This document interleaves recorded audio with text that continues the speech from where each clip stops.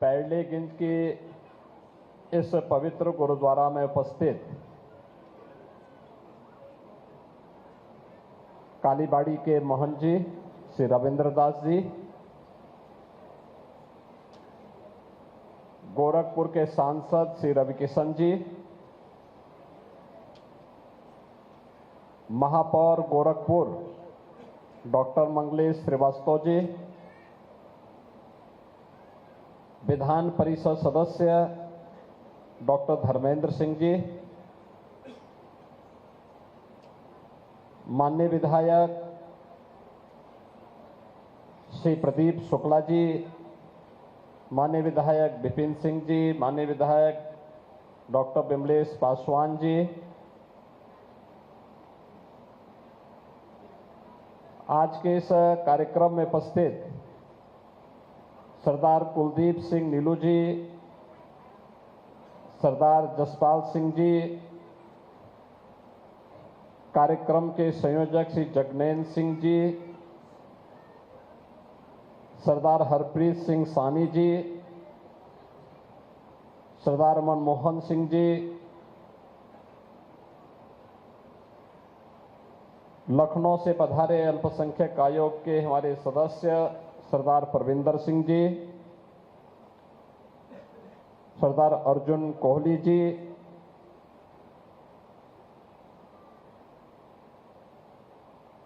परमजीत कौर राणा जी,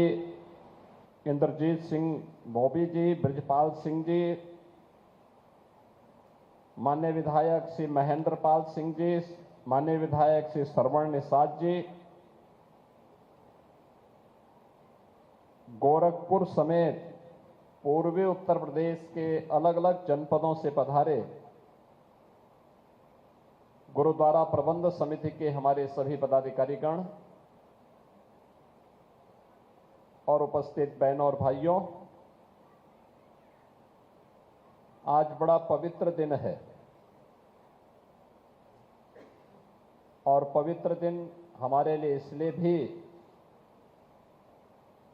जिस पवित्र ग्रंथ के बारे में हमारी गुरु परंपरा ने गुरु गोविंद सिंह जी महाराज का यह आदेश है कि गुरु मान्यो ग्रंथ, उस पवित्र गुरु ग्रंथ साहब के प्रथम प्रकाश पर्व के इस आयोजन में हमें पैरलेगंज के इस पवित्र गुरुद्वारा में भागीदार बनने का अवसर प्राप्त हो रहा है। मैं इस अवसर पर आप सभी सिख बंधुओं को, प्रदेश भर के सभी सिख बंधुओं को और भारत की आन मान और शान पर विश्वास करने वाले हर उस नागरिक को हृदय से बधाई देता हूं, अपनी शुभकामनाएं देता हूं। याद करना, इतिहास में वही जाति और वही कौम जीवित रही है जो अपने पूर्वजों पर उनके शौर्य को, उनके पराक्रम को, उनके योगदान को स्मरण करके उसे अपने जीवन का हिस्सा बनाती है। सिखों के समृद्धि और उनके प्रगति के पीछे भी गुरु परंपरा के प्रति उनकी अगाध निष्ठा है। गुरु नानक देव जी से लेकर गुरु गोविंद सिंह जी महाराज तक एक ऐसी अनुपम और अटूट परंपरा जिसने भारत और भारतीयता के लिए, सनातन धर्म के लिए बार बार अपनी शहादत दी। जब भी आवश्यकता पड़ी, जब भी सनातन पर कोई संकट आया, सिख गुरुओं ने आगे आकर के अपना सर्वस्व बलिदान करने में कोई संकोच नहीं किया और हमें पैरलेगंज गुरुद्वारा के इस कार्यक्रम में, इसके पुनरुद्धार के इस कार्यक्रम के साथ जुड़ने का अवसर ऐसे समय में प्राप्त हो रहा है जब यह वर्ष गुरु तेग बहादुर जी महाराज की पावन शहीदी का 350वां वर्ष हम लोग पूरे देश के अंदर और पूरी दुनिया के अंदर आयोजित कर रहे हैं। ये मेरा सौभाग्य है कि गुरु तेग बहादुर जी महाराज की 350वें शहादत दिवस के कार्यक्रम को अभी पिछले दिनों मुख्यमंत्री आवास से कीर्तन करके नगर कीर्तन के आयोजन और आवास में कीर्तन के आयोजन के उपरांत वहां से रवाना किया गया और दिल्ली के शीशगंज गुरुद्वारे तक जाकर के इस पूरी यात्रा ने इस पूरे कार्यक्रम का शुभारंभ कर दिया।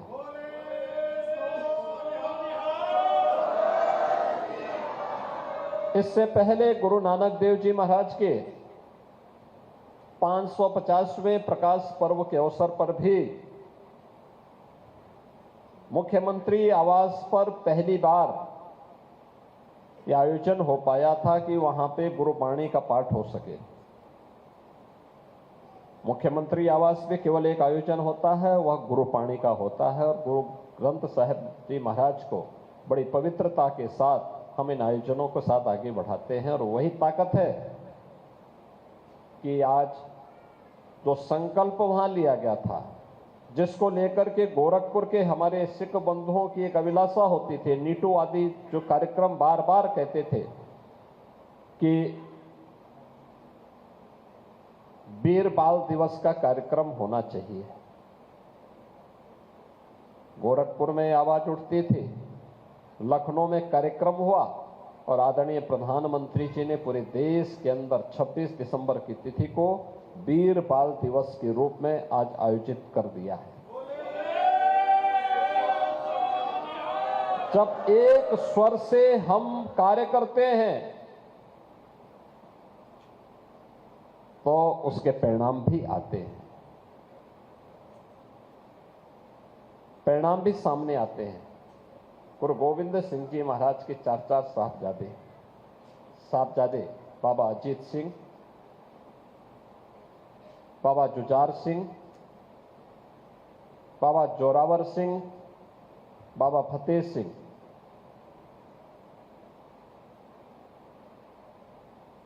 इस देश और धर्म के लिए, उसकी रक्षा करने के लिए अपने आप को बलिदान कर देते हैं। उनको लोभ दिया गया, लालच दिया गया कि इस्लाम स्वीकार कर लो, जान भी बख्श ली जाएगी और रियासत भी मिल जाएगी। उन्होंने कहा इसका हम क्या करेंगे।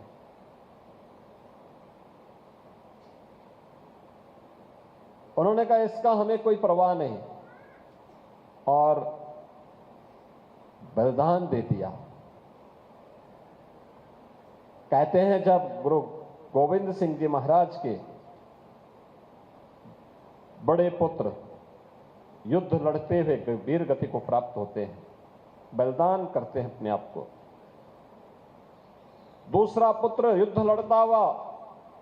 वीर गति को प्राप्त होता है, तीसरे और चौथे को जब दुष्ट औरंगजेब के द्वारा बंदी बना करके उन्हें लालच दिया जाता है, उसके सेनापति के द्वारा लालच दिया जाता है कि इस्लाम स्वीकार कर लो, नहीं तो इतनी क्रूरता देखने को मिलेगी। कहते हैं जब छोटे पुत्र को, सबसे छोटे पुत्र को जब बलिदान, जब दीवालों पे छिना जा रहा था तो सबसे छोटा पुत्र, सब बछला पुत्र, उसकी आंखों में आंसू आते हैं तो पूछता है अपने भाई से कि आपकी आंखों में आंसू क्यों हैं? वो कहता है कि मैं तो इस धरती पर पहले मैं आया लेकिन पहले तुम जा रहे हो, इस बात से मुझे आंसू आ रहे हैं क्योंकि पहले तो अपने देश और अपने धर्म के लिए मुझे जाना चाहिए था। और उन्होंने अपने आप को बलिदान कर दिया, लेकिन विधर्मियों के सामने कभी झुके नहीं। ये जो गौरवशाली इतिहास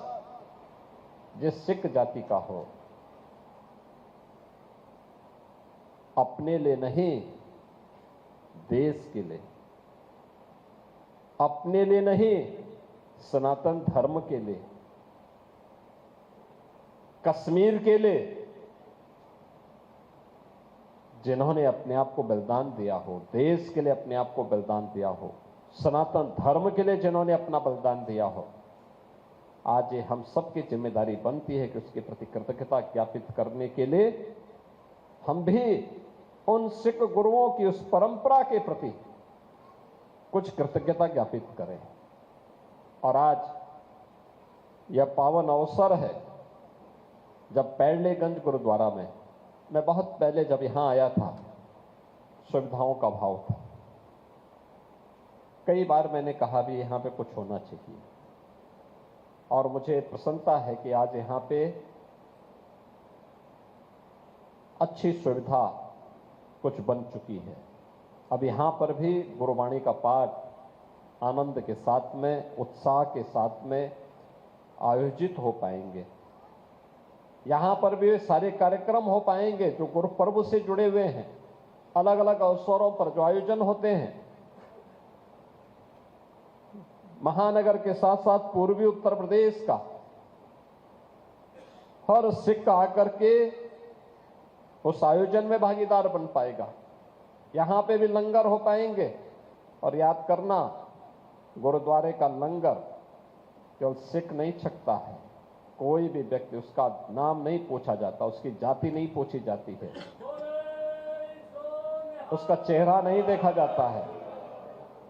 ये गुरुवाणी है, गुरु का जो हुक्म है उसका पालन हर सिख आज भी करता है, और इसका पालन हमें हमेशा करना चाहिए। मैं आज के इस अवसर पर, आज बहुत पवित्र दिन है, याद करिए 421 वर्ष पहले आज ही के दिन पवित्र गुरु ग्रंथ साहिब को हरमिंदर साहिब में रख करके गुरु के रूप में उनकी मान्यता को आगे बढ़ाने का कार्यक्रम हुआ, जिसके प्रति आज भी पूरे देश ही नहीं, पूरी दुनिया को ये पवित्र भाव के साथ, श्रद्धा और सम्मान के साथ उन्हें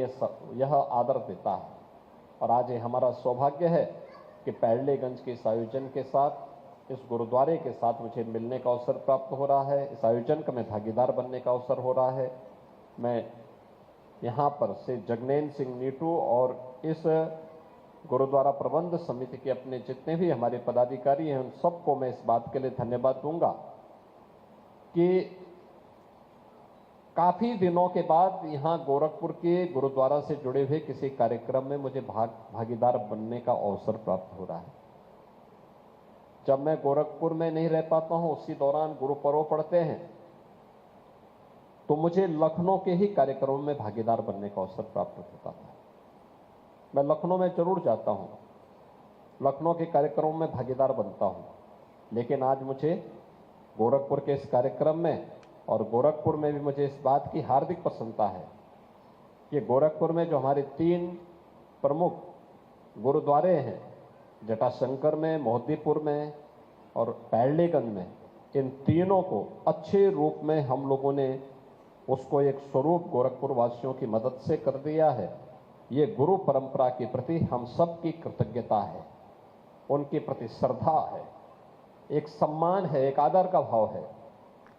क्योंकि गुरु परंपरा ने देश के लिए और सनातन धर्म के लिए अपना पूरा जीवन जिया था।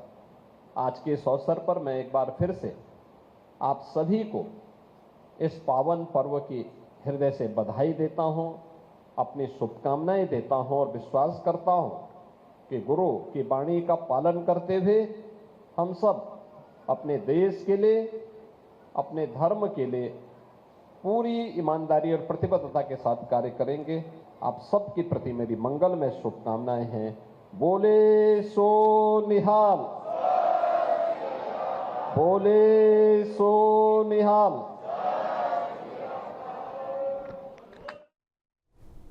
तो मुख्यमंत्री योगी आदित्यनाथ का संबोधन आप सुन रहे थे। गोरखपुर दौरे पर मुख्यमंत्री योगी आदित्यनाथ थे। जहां भक्ति है हर शब्द में, कथाओं में छुपे हैं दिव्य रहस्य और ज्योतिष देता है जीवन को दिशा। धर्म से जुड़ी हर बातों को जानने के लिए हमारे चैनल स्तुति को सब्सक्राइब करें।